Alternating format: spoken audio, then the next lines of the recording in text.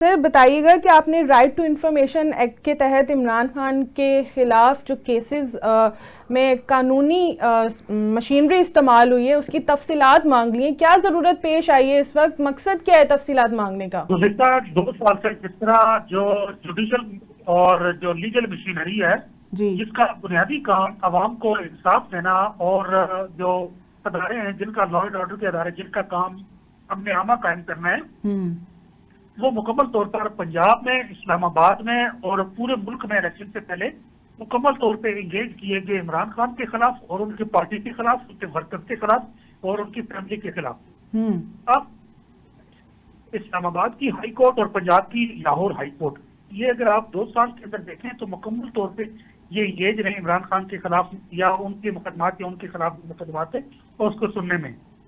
अब जो judicial machinery थी, जुडिशरी और जो लीगल मशीनरी है, अब 2 साल से इसका जितना इमरान खान के खिलाफ इस्तेमाल किया गया, कितना अवाम का टैक्स का पैसा यहाँ इस जाती इंतकाम के लिए खर्च किया गया, जाया किया गया बुनियादी तौर पे। तो इसका हिसाब लेने के लिए, हिसाब की तफसीलात लेने के लिए ये पिटीशन फाइल की गई है कि कितना आपने प्राइवेट वकला हायर किए, अटॉर्नी जनरल जो और एडवोकेट जनरल की मौजूदगी के होते हुए आपने महंगे तरीन वकला इमरान खान के खिलाफ हायर किए। अवाम जो इमरान खान को वोट दे रही है, उनके पैसा उसी अवाम का इमरान खान के खिलाफ लिटिगेशन के अंदर खर्च कर रहे हैं और उसी के खिलाफ खर्च कर रहे हैं। बुनियादी मुद्दा यह है कि आप पिछले के वकलाती चीजों को लेकर बार सिर्फ प्रोपेगेंडा शुरू कर दिया जाता है, तो यहाँ ये भी सामने लाना जरूरी है कि कितनी सरकारी मशीनरी इस्तेमाल की गई, कितने जजेस जो है वो इमरान खान के खिलाफ मुकदमात के अंदर एंगेज रहे। केपी की हुकूमत भी इसकी तफसीलात देगी फिर? नहीं, क्योंकि केपी की हुकूमत की हद तक नहीं है, अभी जो सिर्फ पंजाब का और फेडरल की हद तक किया गया है। क्योंकि इलेक्शन के बाद जो पंजाब की और इस्लामाबाद की जो लीगल मशीनरी है वो मुकम्मल तौर पे एंगेज रही है और उनसे अभी फिलहाल पहले फेज में से हिसाब मांगा गया है। अच्छा, इसका मकसद आप ये समझ रहे हैं? देखें, फिर तो हम अगर थोड़ा सा न्यूट्रल होकर बात करें, आप भी थोड़ी देर के लिए, ज़ाहिर है आप वकील हैं और उनकी तो लीगल टीम का हिस्सा भी हैं और दोनों पहलू देखते होते हैं हमेशा ही।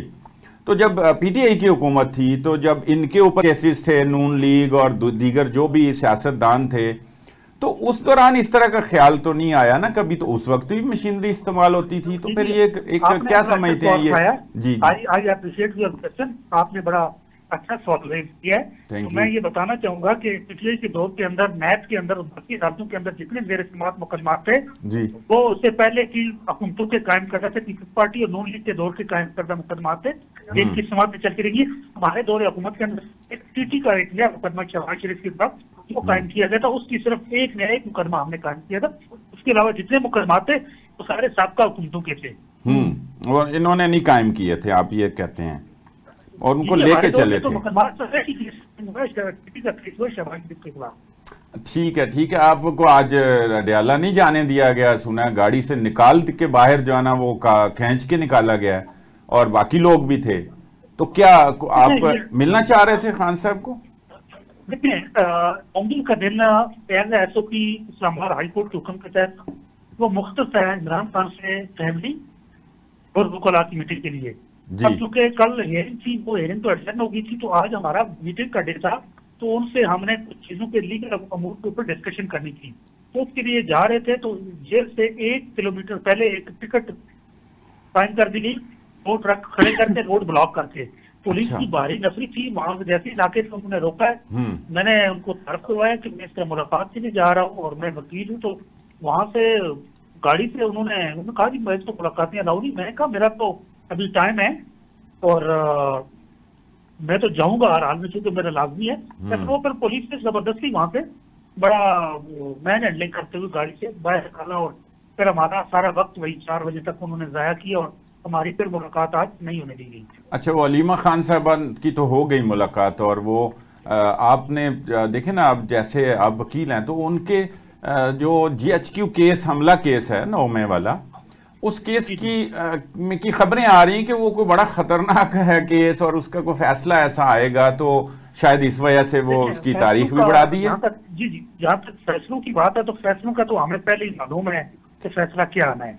अलकादिर केस के अंदर अगर देखा जाए तो सिर्फ कुछ चीजों को कुछ जगह पे पैकेज करने के लिए, प्रोसीडिंग सेट करने के लिए 3 बार उस केस का फैसला मुलतवी किया गया। 22 दिसंबर और जी। उसके बाद ऑनवर्ड फिर जाके 17 जनवरी को जी। 1 माह बाद सुनाया। ठीक है। फैसले तो हमें पहले भी मालूम है, यहाँ राइट ऑफ डिफेंस की बात आती है, यहाँ हमारी शहादत की बात आती है, हमारे दलाल देने का मौका आता है, उससे पहले ही केस को एकतरफा कर लिया जाता है। जैसे साइफर केस के अंदर सरकारी वकला को मुकर्रर करके एक तरफा प्रोसीडिंग की गई, फिर तोशाखाना केस के अंदर हक जिला ही नहीं दिया गया। अलकादर केस के अंदर हमारे दलाइल अभी चल रहे थे कि लाइट बंद होती है और फैसला फौरन महफूज कर लिया गया। तो हम इस प्रैक्टिस के आदी और हमें मालूम है कि केसेस का क्या फैसला है।